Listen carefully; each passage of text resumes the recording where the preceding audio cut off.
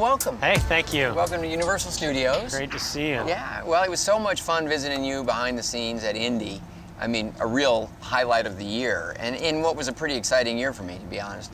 And so, you know, I hope I can share a little bit of that with you here. Well, it's a thrill to have you in Indy, but I got to say, this is complete opposite setting than we had in Indianapolis, and well, that's because this is all fate, and everything that was going on there was very real. I'm excited about being in your world. Well, I didn't know they were going to set up here in front of Stage 34, but we shot a lot of Apollo 13 here. One of the movies that I made for Universal. What a great movie! I've seen that movie a number of times. This stage we cooled down to about just 35, 36 degrees in order so that we could see the breath for when they, you know, in their power outage.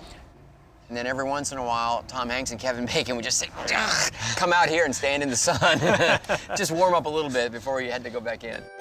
When we did How the Grinch Stole Christmas here, we took up like 11 of the sound stages. It was just like old Hollywood. We had giant sets built. I'm really glad we made this stop, Jeff, because I haven't actually been up here and since they first put it in, and it's so much fun to revisit these cars. People look to it at Christmas, and you know, every Christmas. And I get a lot of tweets, nice tweets about it when it rolls around at Christmas, and I always enjoy that. As you should. Oh, Bates Motel. Look at this.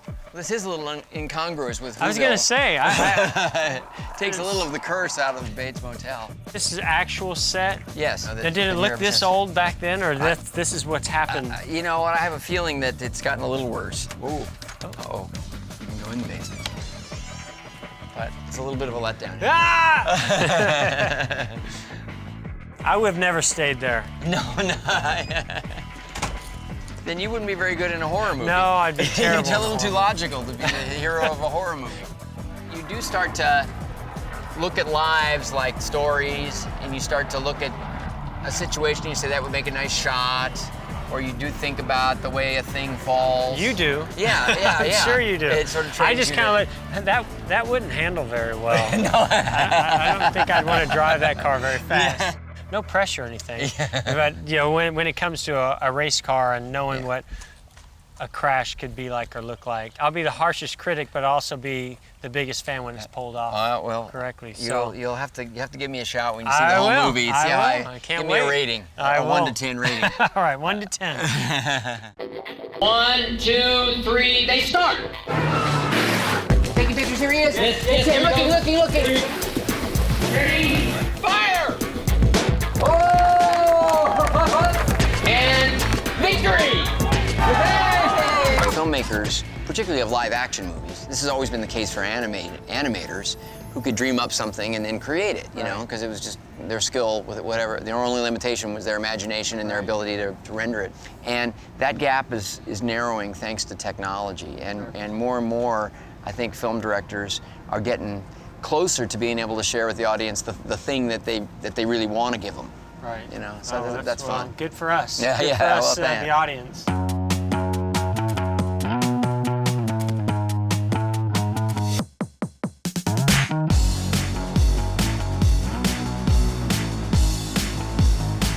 This place holds a fond memory. In the final sequence of Apollo 13, we had to do a moment where they pull him out of the capsule after re-entry. Right. We couldn't figure out where to do it. We didn't want to do it on the ocean, and we used this tank.